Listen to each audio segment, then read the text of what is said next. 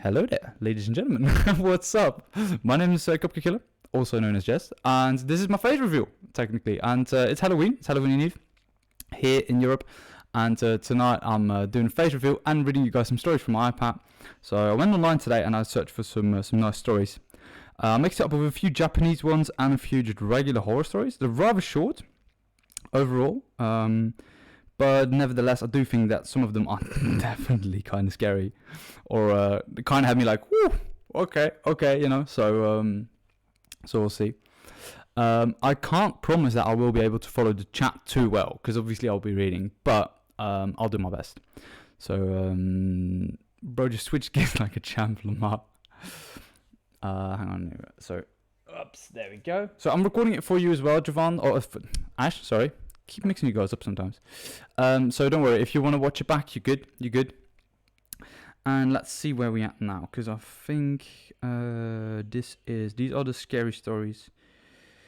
These are okay. So I didn't read all of them yet, so I just read a few to kind of see if the website was alright, to see if it was actually nice and if they actually were a little bit scary. So these were, these definitely were. So I'll read some of them for you, starting off with the number one now. And this story is called This New Old House by Batutu Hell 821. I think they're from Reddit, but I'm not entirely sure.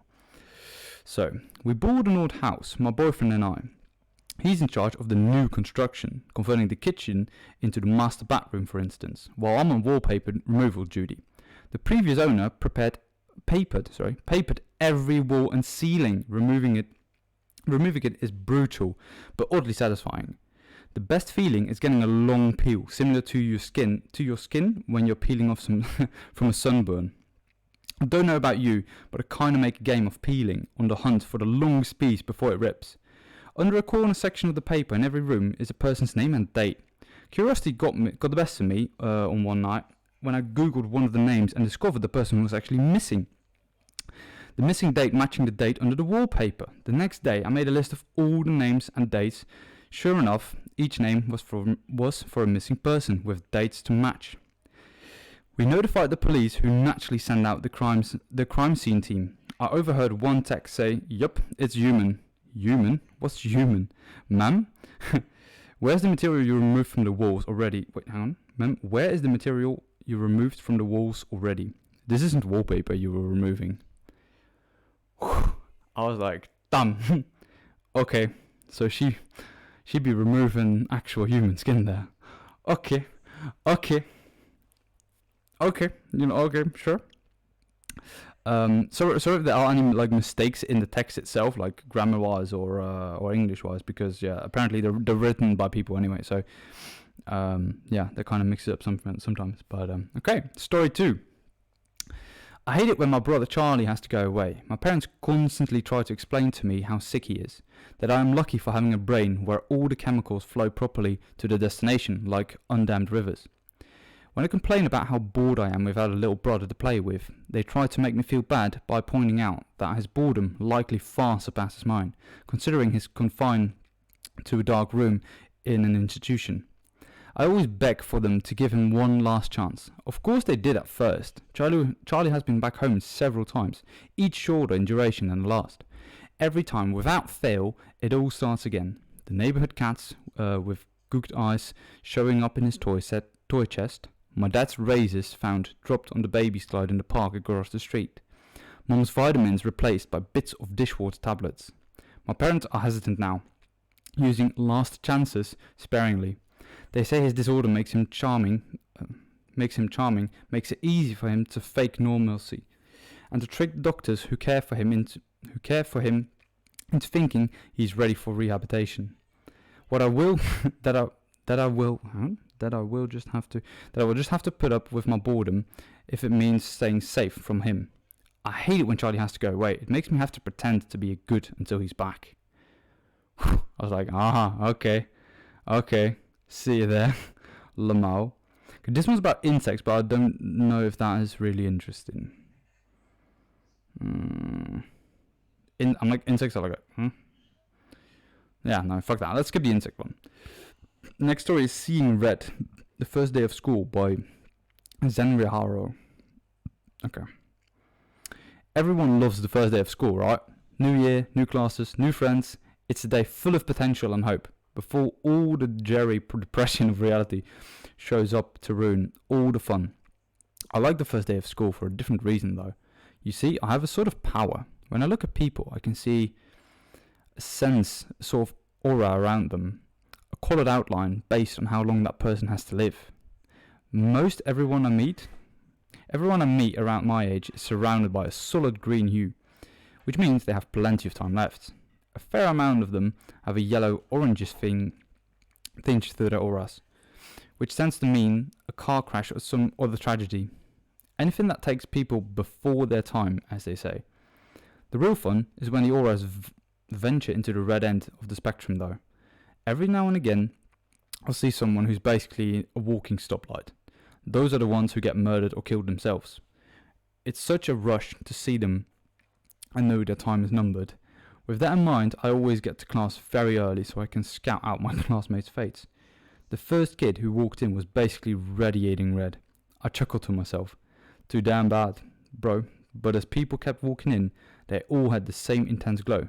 I finally caught a glimpse of my rose-tinted reflection in the window, but I was too stunned to move.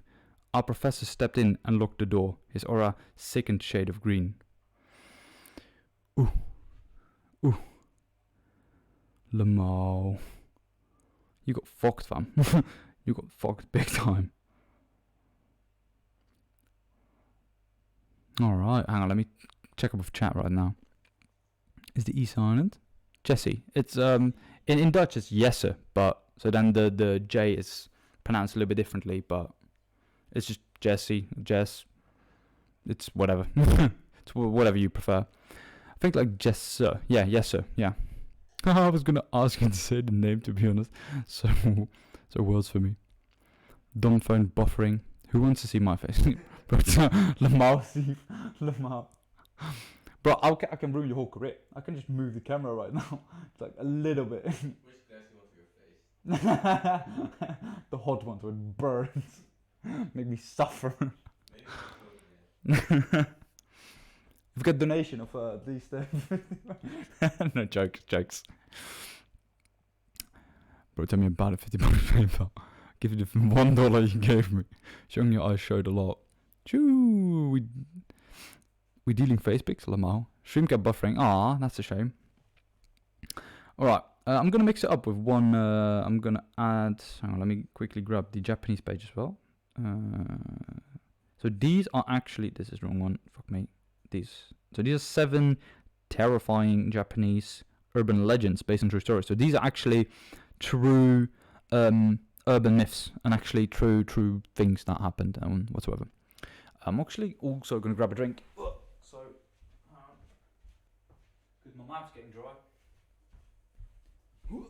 There we go.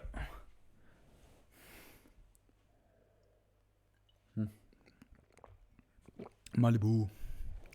Alright.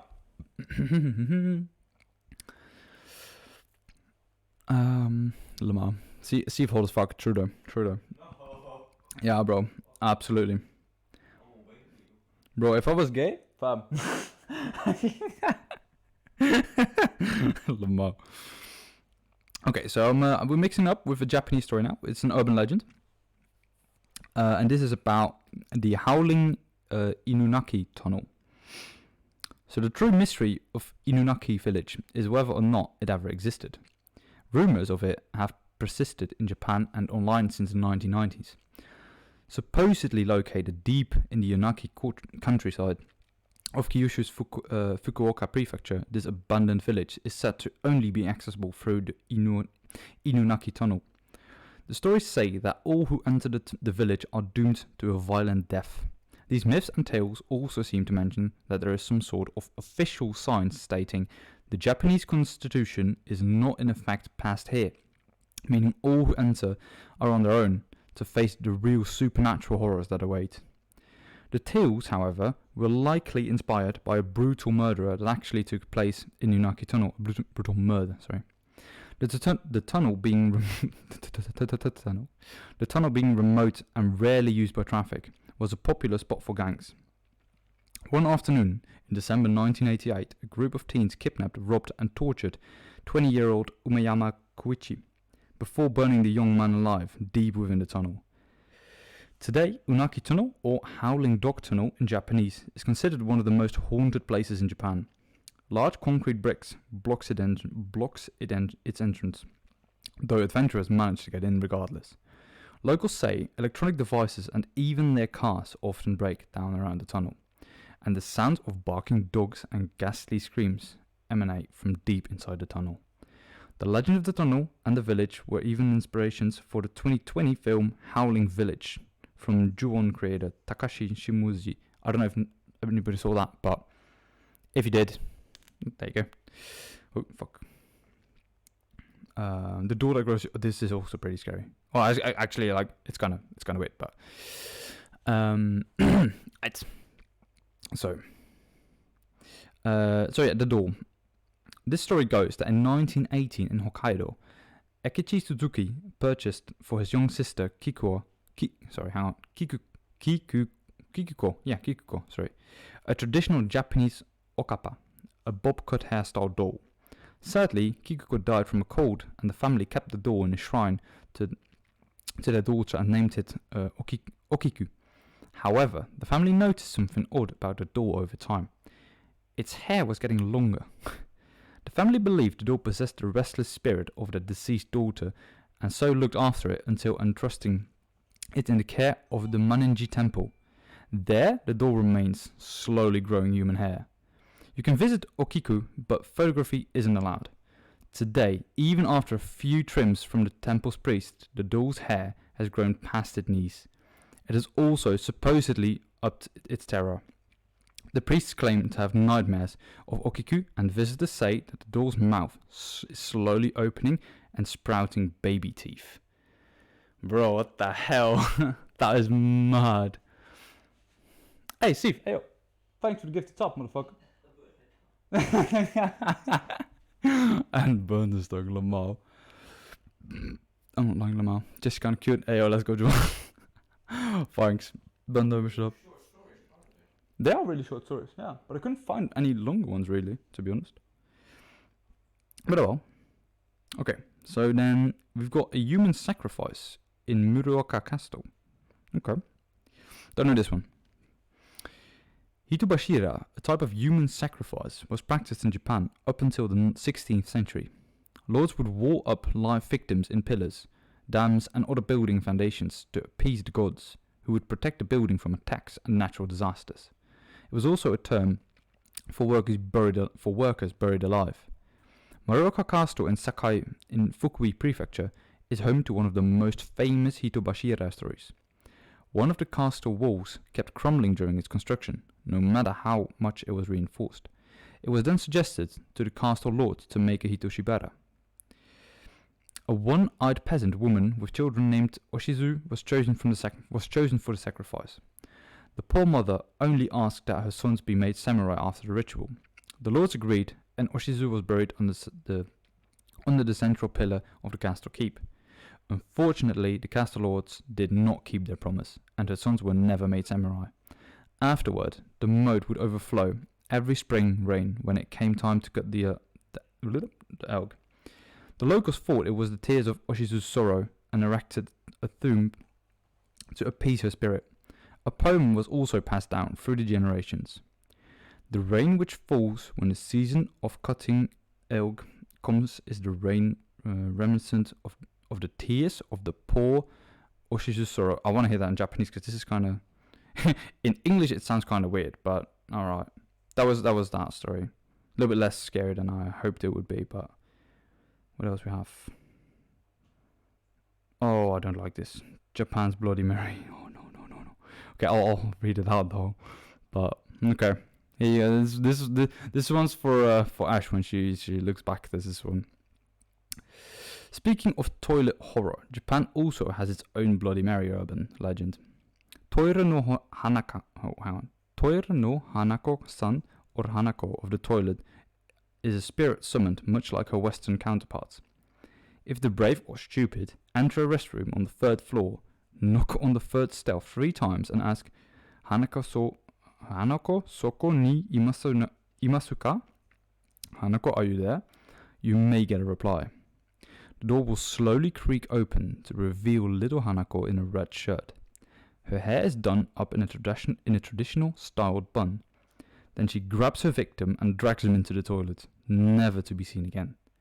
In other versions, Hanako will ask children if they need a friend. Regardless of their answer, Hanako will drag the children under the stall and to their doom. Never trust Japanese ghost kids. Like Akamanto, Hanako's origins are unclear, although folklorist Matthew Mayers Lamau, says the story is recent as 1950s. Most accounts say she is the ghost of a child who hid in her school's bathroom and died in a bombing rage during World War II. But that's after the 1950s though. Okay, well, it's likely just another case of school bathrooms being a lot creepier than they have and any right to be. Yeah, I hate those stories, man. That's the bathroom, no. And then the fucking pictures that they put into it, it's like, mate, back off. The cursed poem, do I want to read this? Okay, I'm just gonna, fuck it, I will do it. So this is a cursed poem. The picture is very scary, but we'll see. And did I miss anything important in the chat? Kiss my ass. Okay, no, not gonna happen, Steve. Not today. Yeah, you guys miss me if you pay for the plane ticket. You might see my fire will come clap you in chest with protection. Lamau. We're going for a few, having a smoke. So guess I missed two. Bad issues. Should I put your PayPal? Just Lamau. Yeah, memeing. You better get over here though. Or maybe if we get big enough and we make money, I can buy Steve and myself a plane ticket and we're going to America. I can't just buy a plane ticket, right? Fuck you. I can't. Shut the fuck up. I can buy a plane ticket for you as well, I guess. But can we stay there though? No, we'll like need to sleep under a bridge. You can sleep at Melodia's house. Yo Mel, it is a spot to sleep, huh? Lamau. Alright, okay, so the cursed poem, Japanese story. Shall we leave that for? No, okay, I'll do it. Tomino's Hell is a famed poem by Yasuo Sagito. Written in 1919 after Sagito lost his family during World War I, the verse tells the story of a child who descends into hell and includes frightening and disturbing imagery. The beginning reads: Elder sister vomited blood, younger sister vomited fire, and the cute Tomino vomited glass beats. Tomino fell into hell alone.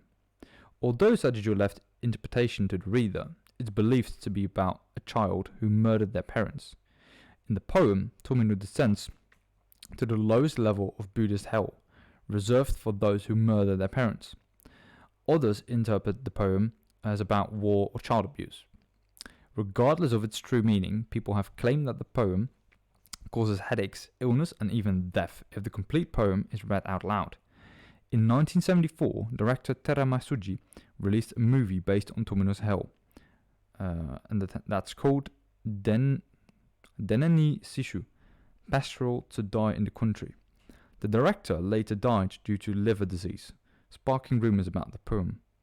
However, the likely catalyst for this urban legend was in 2004, when author Yomota Inuhiko wrote Kokoro wa korogaru ishi no yu ni. My heart is like a stone rolling around. Based on Tomino's Hell. There, Inuhiko wrote, if you, by chance, happen to read this poem out loud, you will suffer from a terrible fate, which you cannot escape. Are there any other scary Japanese urban legends you know? Okay, this is and then it's the end of the blog. So that was the few. Okay, the images are actually a lot scarier than the actual stories, I think. I think if you just read them out loud, it's not that bad. And it's kind of a shame that I have to put so much light on, because if I think it would be dark, it would be like way cooler to listen to. But oh well. Let's see. Okay, you guys good, or you want me to read like a little bit more? Like, do we have like some kind of poll that we can post that we can throw in? See what people think. What are you doing? You motherfucker! The moment I need you as a mod. Little bitch. ditching me. No, it's fine. No, it's fine. Maybe Mel can do it. I don't know if Mel's on the laptop or not.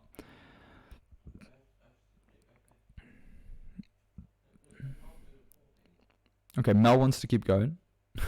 Rest in peace, Ash. What happened to Ash? Bye, Ash. Take care. Oh, I missed it. Okay, Steve, calm down. Steve, it's all good. Stream's not loading, so Ash had to go. That's a shame. Seems safe word has killed or had Lamar. But like, I'm also trying to survive. This is the first time my friend has driven me anywhere. Holy pray for me, Lamar.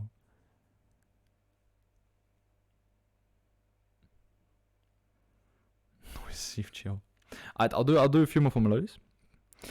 And if you guys want me to stop, just let me know in chat, and we'll quit. I think we can quit after like 15 minutes or so. Then I've been reading for around half an hour, I think so. That'll be alright. And then, I mean, I'll be back tomorrow with not a stream anyway, so, you know. Wait, what is on the side of that screen? What the hell? Hang on. Can you guys see that? What is that? There's something. What is it showing? There's something in the back of the screen, and I can't tell what it is. Is this For Honor? But For Honor's not playing. Oh, that's... I think it's For Honor, but it's probably just stuck from my side. Probably just Streamlabs not loading or so. Okay, I'll do a little bit more reading. Hang on. Right, so what we have here. First day of school, we had that. Got the definition wrong from Louis. Okay.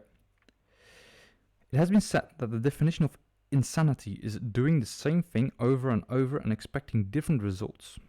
I understand the sentiment behind the saying, but it's wrong. I entered the building on a bet. It was strapped for cash and didn't buy into the old legends of the hotel to begin with. So $50 was more than enough to get me to do it. It was simple.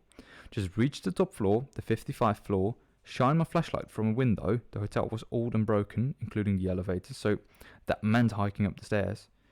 So up the stairs I went.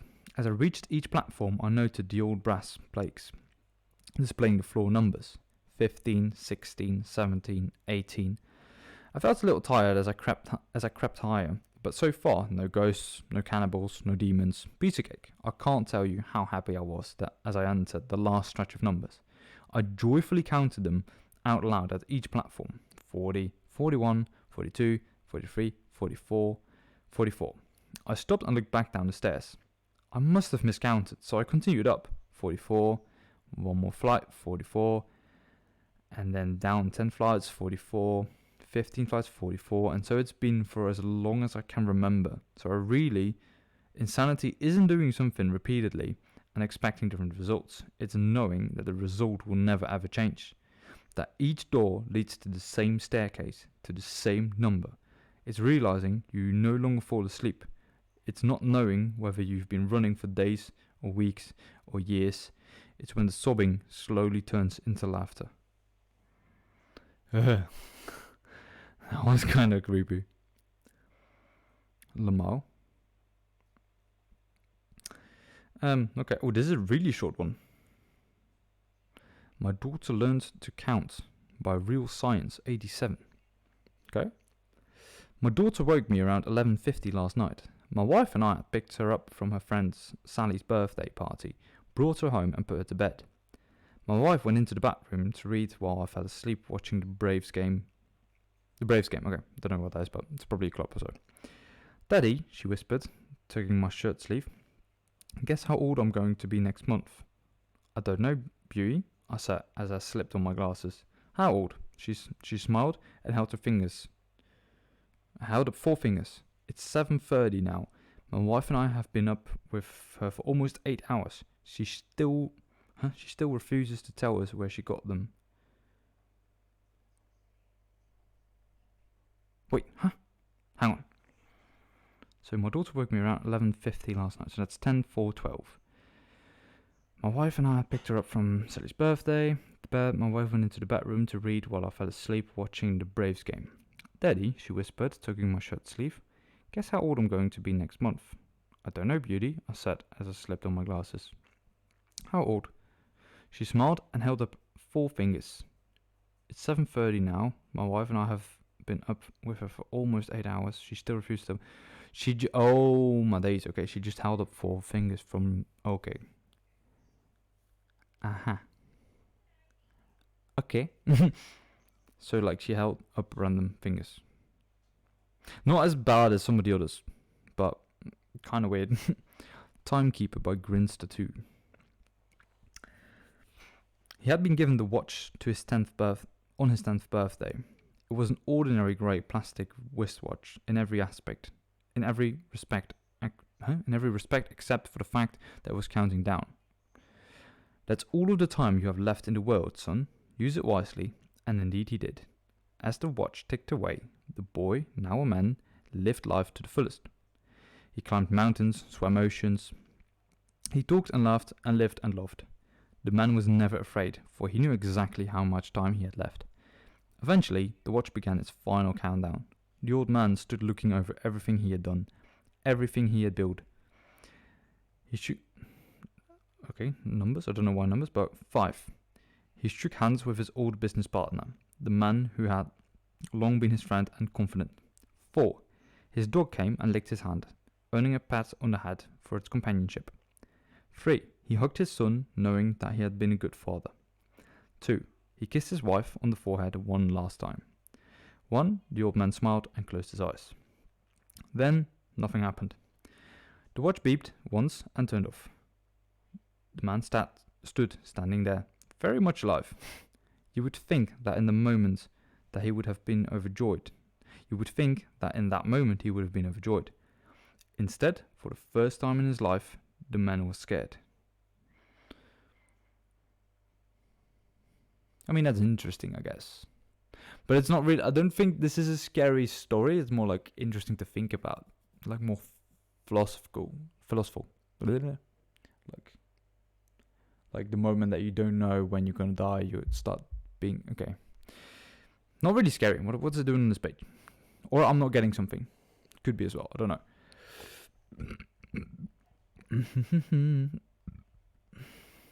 Okay. There's no reason to be afraid. Whoever fight monsters. Okay. When my sister Betsy and I were kids, our family lived for a while in a charming old farmhouse. We loved exploring its dusty corners and climbing the apple tree in the backyard. But our favourite thing was the ghost. We called her Mother because she seemed so kind and nurturing. Some mornings, Betsy and I woke up, and on each of our nightstands we'd find a cup that hadn't been there the night before. Mother had left them there, worried that we'd get thirsty during the night. She just wanted to take care of us. Among the house's original furnishings was an antique wooden chair, which we kept against the wall of the living room. Whenever we were preoccupied watching TV or playing a game, Mother would inch that chair forward across the room towards us. Sometimes she'd manage to move it all the way to the centre of the room. We always felt sad putting it back against the wall. Mother just wanted to be near us. Years later, long after we'd moved out, I found an old newspaper article about the farmhouse original occupant, a widow. She'd murdered her 2 children by giving them each a cup of poisoned milk before bed. Then she'd hang herself. The article included a photo of the farmhouse living room with a woman's body hanging from a beam. Beneath her, knocked over, was the old wooden chair placed exactly in the center of the room. The fuck? What are you doing here?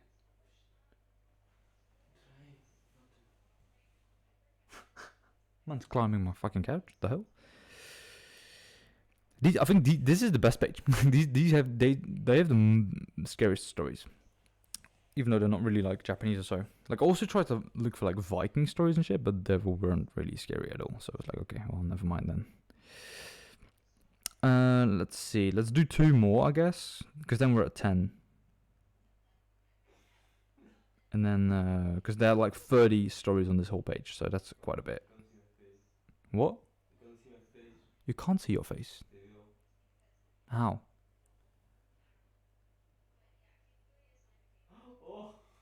What are you doing? What do you mean? You fucking weirdo. Okay, hang on. Fuck. No, I clicked on something. No, go back. Okay. Let me find. Where were we? I think story 8.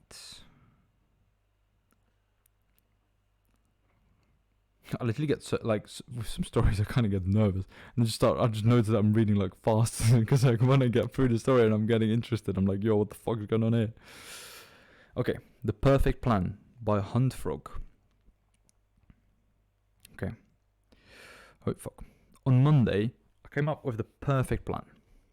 No one even knew we were friends.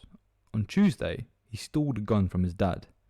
On Wednesday, we decided to make our move during the following day's prep rally. On Thursday, while the entire school was in the gym, we waited just outside the doors. I was to use the gun on whoever walked out first. Then he would take the gun and go into the gym blasting. I walked up to Mr. Quinn, the guidance counselor, and shot him in the face 3 times. He fell back into the gym, dead. The shots were deafening. We heard screams in the auditorium. No one could see us yet. I handed him the gun and whispered, "Your turn." He ran into the gym and started firing. I followed a moment after. He hadn't hit anyone yet. Kids were scrambling and hiding. It was a mayhem. I ran up behind him and tackled him. We struggled. I wrenched the gun out of his hands, turned it on him, and killed him. I closed his mouth forever. On Friday, I was anointed a hero. It was indeed the perfect plan.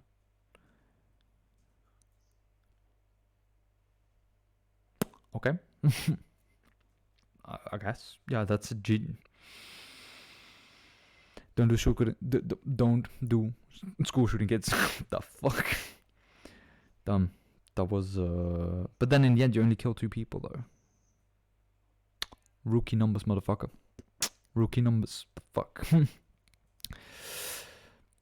Almost on first number. I mean, I would see because my internet has me.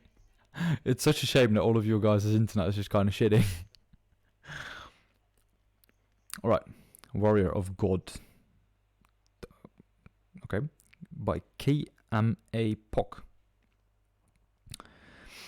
If God exists, why is there so much evil in the world? It's a common question, but it is misplaced. All things must have balance. Light and dark, good and evil, sound and silence. Without one, the other cannot exist. So if that's true, then God does nothing to fight evil. That might be a follow-up question. Of course he fights evil, relentlessly.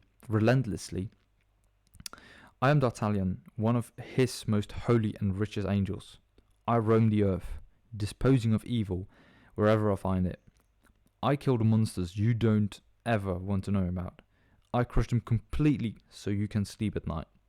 You humans have no idea how many of you live because of the work I do. But what about Stalin, Hitler, Ted Bundy, Jack the Ripper? Well, those are the minor ones that I had to let live. For balance. The ones I destroy are too horrible and vile to survive. That's funny. What's funny is, well, I would wager you never have heard the name D'Artagnan in any religious texts. I bet you've heard of me.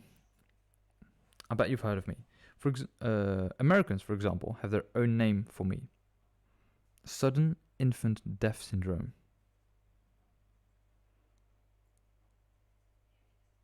Hey, my Americans. Melodious? Ash? Ash not here. Javon? Sudden infant death syndrome? Let me Google that. Sudden... what was it again? Sudden... Hang on, let me check. Sudden infant death syndrome. Wait, so that kills infants? Or what am I supposed to, like... This kills babies?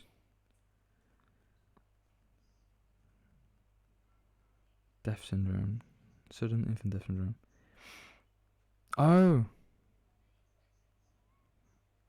Yeah. So basically, you just kill babies. So this angel kills babies. I mean, okay. You do you, boo boo. I mean, yeah. Okay, that's a little bit of more. Hell, I'll do another one. I'm in the mood. Fuck it. Let's continue a little bit.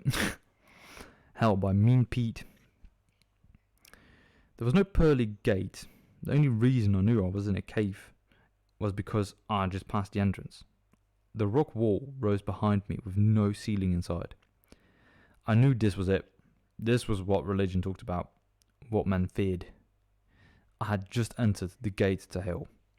I felt the presence of the cave, and as if it was living, breathing creature. The stench of rotten flesh overwhelmed me. Then there was the voice. It came from inside and all around. "Welcome. Who are you?" I asked, trying to keep my composure. "You know?" The thing answered. I did know. Oh, a little bit of bad. Wait, hang on. Oh, wait, no. Huh, you know? The thing answered. I did know. "You are the devil," I stuttered, quickly losing my composure. "Why me? I've lived as good as I could." The silence took over the space as my words died out. It seemed like an hour went by before the response came. "What did you expect?" The voice was penetrating but patient. "I don't know. I've never believed any of this," I stuttered. "Is that why I'm here?" Silence. I continued. "They say the greatest trick you ever pulled was convincing the world you don't exist." "No, the greatest trick I ever pulled was convincing the world that there is an alternative." "There is no God?" I shivered. The cave trembled with the words, "I am God." Interesting.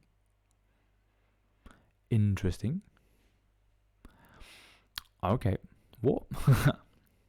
Oh, yeah. Melodies I googled, and what was it? The sudden infant death syndrome.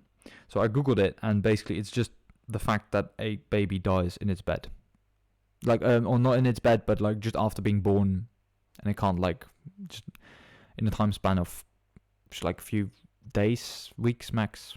That's kind of it. I'm like, oh, okay, yeah, you know, I mean, it's sad that that happens, but it doesn't really scare the living shit out of me. So oh well. All right, The Accident by Minboy. It was 1 a.m. And Guy Halverson sat in his dark living room. He hadn't moved for over an hour. The accident earlier that evening kept playing over and over in his mind.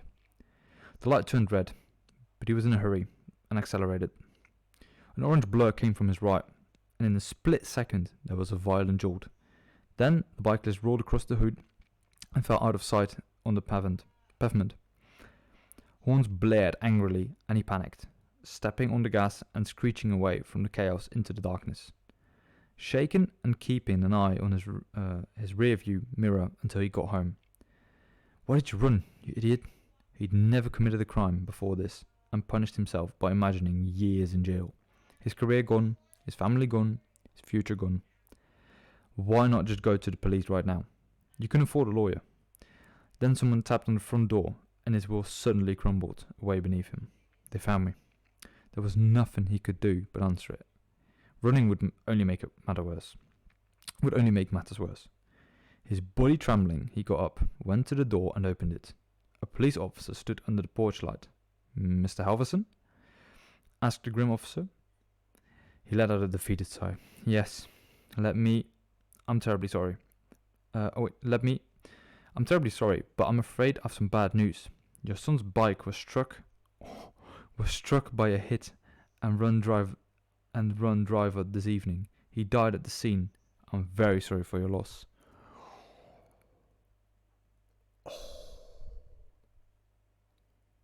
Oh, that's painful. Oh, that's painful. Yikes.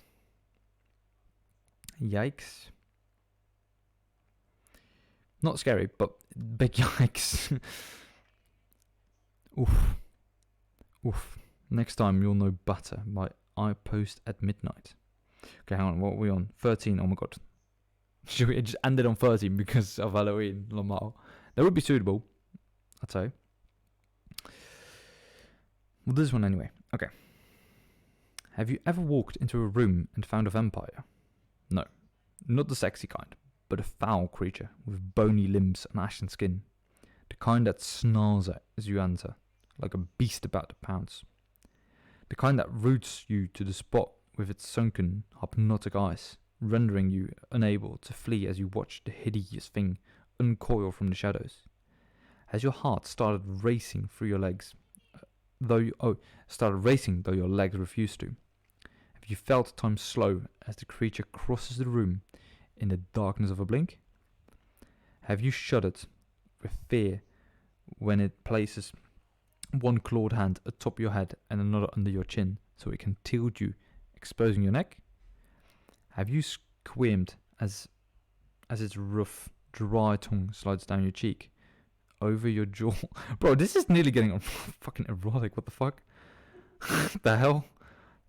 Over your jaw, to your throat, a slithering surge that's seeking your artery. Have you felt its hot breath releasing in his... Okay, hang on, let me... This is just...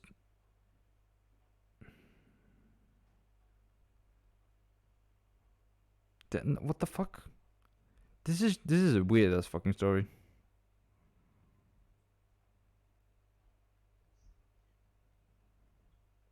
The fuck? Okay, I get the plot. I'll finish the story, but it's kind of weird. Okay, anyway, sorry. Okay. In a slithering surge that's seeking your artery, have you felt its hot breath release in a hiss against your skin when it probes your pulse, the flow that leads to your brain? Has its tongue rested there, throbbing slightly as it's savoring on the moment? Have you then experienced a sinking, sucking blackness as you discover that not all vampires feed on blood? Some feed on memories. Well, have you? Maybe not. But let me rephrase the question. Have you ever walked into a room and suddenly forgotten why you came in?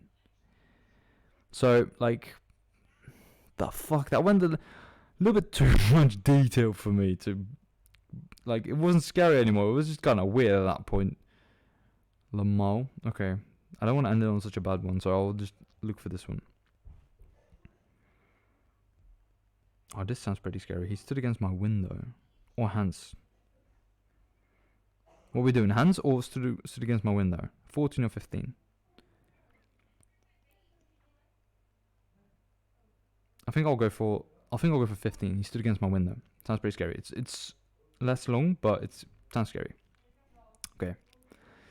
I don't know why I looked up, but when I did, I saw him there. He stood against my window. His forehead rested against the glass, and his eyes were still and light, and he smiled, a lipstick red, cartoonish grin, as he just stood there in the window. My wife was upstairs sleeping. My son was in his crib, and I couldn't move. I froze and watched him looking past me through the glass. Oh, please no. His smile never moved, but he put a hand up and slid it down the glass, watching me. With matted hair and yellow skin, and face through the window. I couldn't do anything. I just stayed there, frozen, feet still in the bushes. I was pruning, looking into my home. He stood against my window. Okay, why are they getting bad? They're not even scary anymore. It's just weird. Did these people like...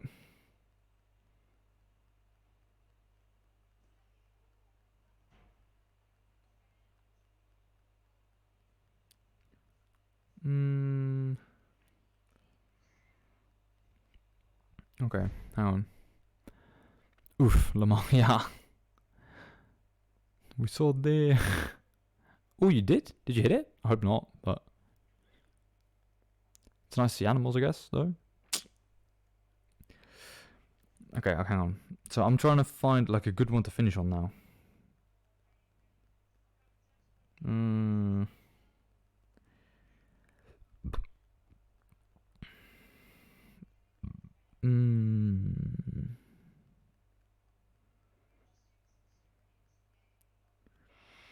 Okay, so this one sounds pretty scary. This is, wait, no, hang on.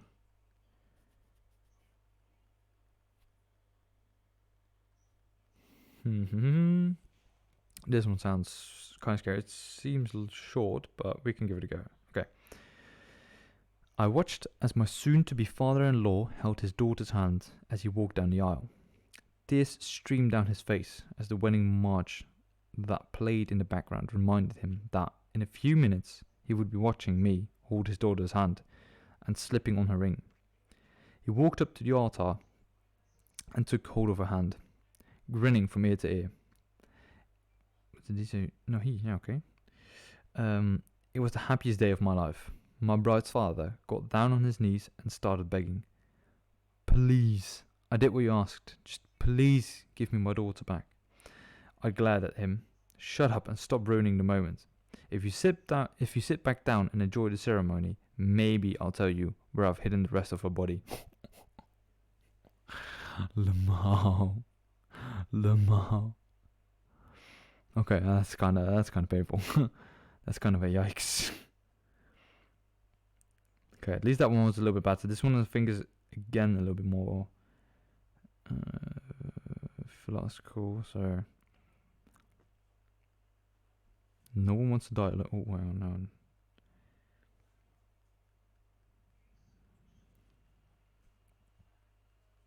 I think this one's cool. Okay, I think we might be able to finish it on this one because this sounds cool.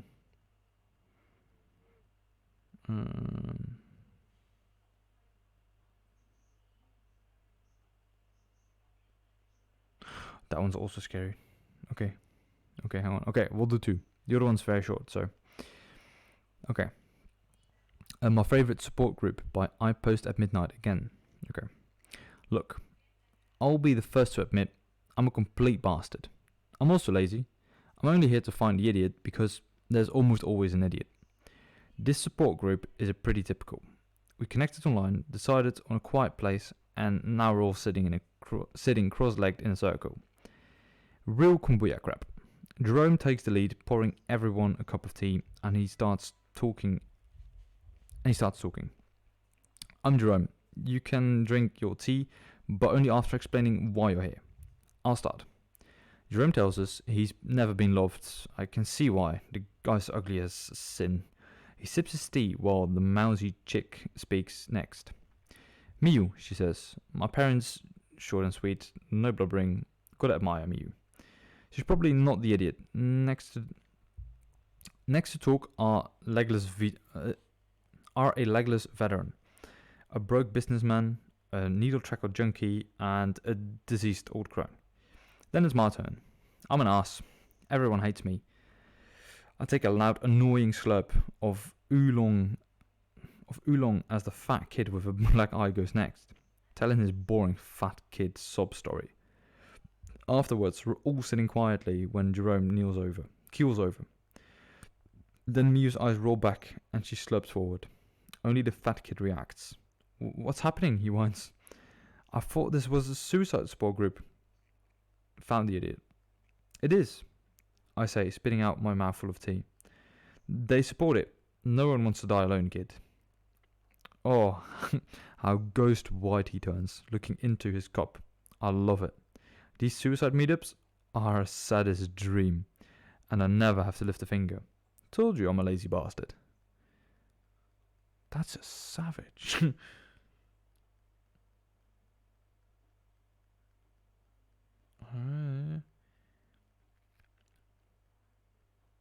When Jerome keels over, the music eyes roll back as she slumps forward. So Lamar, so this guy just kills people at the suicide support group. Okay, that's okay. Let's see, it's me because I'm not at home. Phone reviews, oh yeah, that's a shame. So you can see stream, so still watching me, Lamar. Borg, have you heard of man? Have a great night. Admiral, see you later. Bye. Yeah, I think that's kind of a shame. American internet do be bad, it seems. Okay, I'll do one more. This is a super short one, but I just quickly read it and it was kind of scary. So, this is from it's called Why Limbs 3 by I Post at Midnight again. Kind of a weird name, and the photo is really scary. Okay. Little Emily vanished last year. Now they're pouring a Now they're pouring new sidewalks in my neighborhood, and I found her name in the wet cement, written in remembrance, but it was written in reverse and from below. Mental, fam. Mental. So I'm actually I think there were a few good ones. There were a few bad ones, not gonna lie. But yeah, okay. Cool. There's my whoops. There we go. Alright, so there we go. I hope you guys enjoyed it. That was pretty cool. My mouth's a little bit dry though. But yeah, this was the Halloween stream. This was me. This was the face reveal. I hope you guys kind of enjoyed it. I'll be looking forward to having a better webcam in the future. I don't know if it's going to be the near future. I don't know when it's going to be or whatsoever. But yeah, I hope that somewhere soon I'll have better webcam to stream with. Because yeah, it's oh, is he going to do it? Is he going to do it?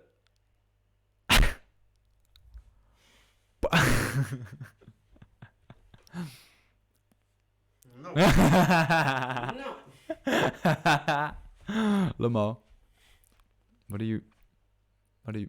This is sexual harassment. Recorded on stream. Leave me alone. But yeah, I hope you guys enjoyed it. This was the face reveal. I'll be just now using my webcam from my laptop every stream, so you'll be seeing me in this very bad quality, but at least you'll be seeing me.